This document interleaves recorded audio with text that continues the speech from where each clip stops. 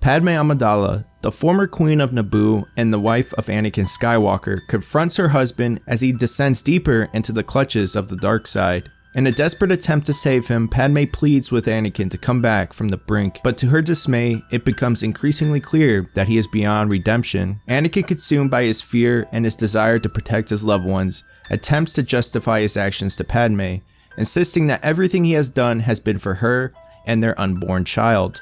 Despite his pleas, Padme's heart is shattered as she realizes the depth of the divide between them. As they stand at a crossroad, uncertain of what lies ahead, the fate of the galaxy hangs in balance. At this pivotal moment, the arrival of Obi Wan Kenobi adds a new layer of complexity to the situation. The wise and seasoned Jedi Master, who has watched his former Padawan's descent into darkness with growing concern, now stands before them as a harbinger of destiny. With this presence, the stage is set for an epic finale that will determine the fate of the galaxy. However, what if the course of events had taken a different turn? What if Obi-Wan had not appeared on Mustafar to intervene in this climatic battle between Anakin and himself? And what if Padme had made the difficult choice to join Anakin in his pursuit of power, rather than turning away from him in sorrow? In the midst of the searing heat and the smoke of Mustafar, Padme Amidala stood before her husband, Anakin Skywalker, trying to confront him as he struggled with the weight of his actions.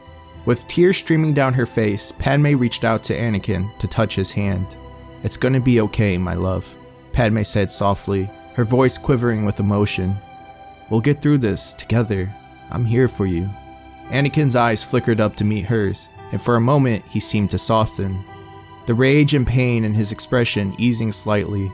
As they spoke, Padme began to understand how Anakin had fallen so far into darkness. She saw how the Jedi had failed him time and again, and how Palpatine had always been there to pick up the pieces. "The Jedi were supposed to be there to help you, to guide you," Padme said, her voice growing more urgent. "But they never listened to you, never truly understood what you were going through." Anakin nodded slowly, his mind reeling with the implications of what his wife was saying. For so long, he had been trapped in the cycle of anger, fear, and manipulation, his every move dictated by the whims of others. "But it wasn't just the Jedi," Padme continued, her voice gaining strength. "The whole Republic was corrupt, and it let someone like Palpatine rise to power. Maybe you were right. Maybe it's time for change." Anakin looked at her, his eyes narrowing in confusion. "What do you mean?" he asked. "I mean that maybe we need to look at things differently," Padme replied. "Maybe we need to take control of our own lives, make our own decisions. Maybe it's time for a new way of doing things." Anakin stared at her, his mind racing. He thought back to the days as a slave on Tatooine, and how becoming a Jedi had seemed like the answer to all his problems. But now he saw that he had simply traded one kind of slavery for another, bounded by the Jedi Code, by Palpatine's manipulation, and by his own emotions. "You're right," he said, his voice growing stronger. "I won't be a slave anymore. With you by my side, I could break free of it all. It's time to start a new chapter of our lives." With those words, the two of them stood there on the desolate planet, staring out at the fiery landscape, determined to forge a new path forward. The future was uncertain, and the challenges ahead were daunting, but for the first time in a long time, Anakin felt a glimmer of hope. Anakin stood before Padme, his eyes blazing with a fierce determination. "I need to do this," he said, his voice low and urgent. "I need to take down the Emperor and end this once and for all. But you need to go to Naboo. It's not safe for you here." Padme shook her head, her eyes filling with tears. "Anakin, please," she begged. "Don't do this alone. You need help. You need Obi-Wan." Anakin's face hardened, and he took a step closer to her. "I don't need anyone," he said, his voice rising. "I have the power. I could take him down myself." Padme reached out to him to touch his arm, her fingers trembling. "But at what cost, Anakin?" she whispered. "You're playing with fire. You're risking everything." Anakin's expression softened, and he drew her close to him, wrapping his arms around her. "I know it's dangerous," he said, "but I have to do this. For us. For our future." Reluctantly, Padme nodded, tears streaming down her face. "Okay," she said softly, "but promise me that you'll be careful. Promise me that you'll come back to me." Anakin nodded, his eyes locked on hers. "I promise," he said, his voice hoarse with emotion. I'll come back to you, I swear it. With one final agonizing embrace, the two of them separated, Anakin striding purposely towards his ship, Padme watching him go with a sense of dread in her heart. As Anakin flew towards Coruscant, his mind raced with the thoughts of the battle ahead. He knew it would be difficult, but he was confident in his abilities. He was growing stronger every second, harnessing the power of the dark side and the light, both forces acting in harmony within him, creating the perfect balance. Meanwhile, Padme had made her way to Naboo, her mind racing with worry. She knew that Anakin was in grave danger, and she couldn't bear the thought of losing him. Against his wishes, she had contacted Obi Wan, telling him of Anakin's plans. Obi Wan had reassured her that he would keep an eye on Anakin, and that Yoda was already working on confronting the Emperor. As the two of them went their separate ways, the fate of the galaxy hung in balance. Anakin determined to seize power from the Emperor, and Padme struggling with her own fears and doubts, hoping that her husband would return to her safely. The future was uncertain and the road ahead was treacherous, but they both knew that they would do whatever it took to protect each other and the ones they love. Anakin gazed up into the Senate chambers, illuminating by flashes of lightning and the glow of sabers clashing. He felt the raw power of the fight between Yoda and Palpatine as if it was a palpable force. Suddenly, his attention was drawn to a falling object. It was Yoda, plummeting towards the ground. Anakin acted quickly, reaching out with the Force to catch the falling Jedi Master before he hit the ground. Yoda was surprised to find himself in the arms of Anakin Skywalker, the man who had fallen so far to the dark side. He was skeptical of Anakin's true intentions, but Anakin quickly assured him that he was here to only stop Palpatine. Yoda could sense the darkness that still clung to Anakin, but he had no choice but to trust him at this point. Summoning his lightsaber, Yoda nodded at Anakin, silently acknowledging their temporary alliance. With the flick of a wrist, Anakin used the Force to hurl Yoda back towards Palpatine, catching the Sith Lord off guard. As Yoda hurtled towards him, Palpatine recoiled in shock, but his surprise quickly turned to terror as he realized that Anakin was right behind Yoda, ascending with him. I have waited a long time for this moment, Palpatine snarled, drawing his lightsabers and preparing to face the two Jedi.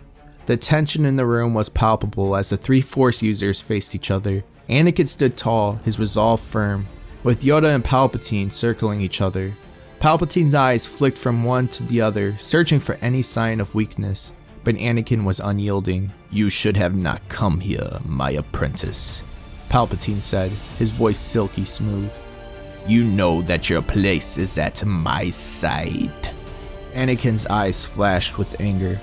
Your manipulation no longer has a hold of me, Palpatine, he declared. I'm here to put an end to your tyranny once and for all. Palpatine's face twisted with rage. You're a traitor to the Sith, he snarled. You will both pay with your lives. As he spoke, Palpatine summoned a second lightsaber, controlling them not with his hands, but with the Force itself. With the wave of his hands, he unleashed a barrage of Force lightning towards Anakin. Anakin parried the lightning with his saber, but the force of the attack caused him to stumble backwards and fall several levels. As Anakin lay dazed, Yoda and Palpatine continued their battle. Yoda was being outmatched, not by Palpatine's lightsaber skills, but by his incredible powers in the Force. He was chucking chairs and objects at Yoda while striking him with a lightsaber. Yoda's movements were swift and sure, but he was struggling to keep up with the relentless assault. Anakin slowly regained consciousness, his head pounding as he struggled to make sense of the chaos around him. Flashes of green and red filled his vision, and he could hear the sounds of clashing lightsabers and the crackling of lightning. He tried to sit up, but his body felt weak and unresponsive. Through the haze, a voice suddenly spoke to him. It was Qui-Gon Jinn, his former master. Anakin, you must find balance, the voice said. The Force is both light and dark. Embrace them. With Qui-Gon's words ringing in his ears, Anakin took a deep breath and focused his mind. Suddenly, everything became clear. He could see Palpatine and Yoda locked in their fierce battle. Their movements seemed slow and deliberate. Anakin could predict their every move effortlessly, his senses heightened by the power of the Force. He saw Yoda about to be struck down and acted quickly, using the Force to pull the Jedi Master out of harm's way. With a sudden burst of energy, Anakin ascended towards Palpatine, his eyes burning with determination. The Emperor looked at him, the look of fear creeping across his face. He could sense the power radiating from his former apprentice, and he knew that Anakin had surpassed him. With a wave of his hand, Palpatine summoned a powerful storm of dark energy, raining down lightning upon Anakin. But Anakin was beyond the need for a lightsaber. He could feel the force flowing through him, and he used it to repel every attack sent his way. He marched towards Palpatine, his eyes never leaving the Emperor's face. You are foolish to lower your defenses, Palpatine sneered. It's a pity. You would have made a great Sith Lord. Anakin simply smiled. I am not a Sith, nor am I a Jedi, he said calmly. I am a force wielder. The Emperor would swing his lightsaber at Anakin, but he would stop the attack, freezing Palpatine. He would reach out, grabbing the blade with his bare hand, much like the Father of Mortis did to him some time ago. He would deactivate the Sith Lord's lightsaber. With a sudden burst of strength, Anakin reached out and grabbed Palpatine with the Force, choking the life out of him until he was dead. As Palpatine struggled to free himself from Anakin's grasp, the room around them shook with the sheer force of their power. Objects flew through the air, crashing into each other with explosive force. Yoda watched from the sideline, his eyes wide with shock and disbelief. As the Emperor's body fell to the ground, Anakin stood over him, his chest heaving with exertion. He looked down at Palpatine's lifeless form. A sense of both triumph and horror washed over him. He had just killed the most powerful man in the galaxy, but at what cost? Anakin couldn't help but think of all the lives he had taken in the name of the Sith. The innocent Jedi he had betrayed, the children he had murdered, the countless others whose deaths he had helped orchestrate. He felt a surge of guilt and shame, and tears stung at his eyes. Yoda approached him, his expression grave. The Force is balanced once more. Yoda's eyes widened as he realized the true meaning behind the prophecy of the Chosen One. Anakin was meant to bring balance to the Force, not by destroying the Sith as the Jedi had believed, but by finding harmony between the light and the dark. The old Jedi Master gazed up at the young man standing before him, and behind him, the ghostly figure of Qui-Gon Jinn appeared, offering a reassuring smile. Much to learn, I still have, Yoda said, nodding at Anakin. Anakin met Yoda's gaze, feeling a sense of peace wash over him. For the first time in his life, he felt like he had broken free of the shackles that held him down. I'll come back, Master, he promised. As Anakin rushed back to Naboo to reunite with his wife Padme, his heart swelled with joy. He had feared the worst for his family, but now they were safe and together. When he arrived, he was overjoyed to learn that Padme had given birth to twin babies, a boy named Luke and a girl named Leia. Anakin and Padme worked tirelessly to lead the Empire as king and queen, striving to restore democracy to the galaxy. But first, they had to tackle the issues of slavery that still persisted in many parts of the galaxy. Anakin, fueled by his passion for justice, led the charge to end this atrocity, while Padme fought tirelessly to root out corruption among the bureaucrats who once plagued the Republic. As they worked, they also raised their children, both of whom shown natural talent for wielding the Force. Anakin took great care in teaching them, mindful of the mistakes he had made as a young Jedi. He and Padme also taught them the importance of compassion and justice, hoping to instill in them the deep sense of empathy for others. Meanwhile, the Jedi Order as it had once existed had ceased to exist, as Yoda had led them into a new era of teachings that focused on the balance of the Force. Qui-Gon had been instrumental in this transformation, and his wisdom continued to guide Yoda and the Jedi as they explored this new path.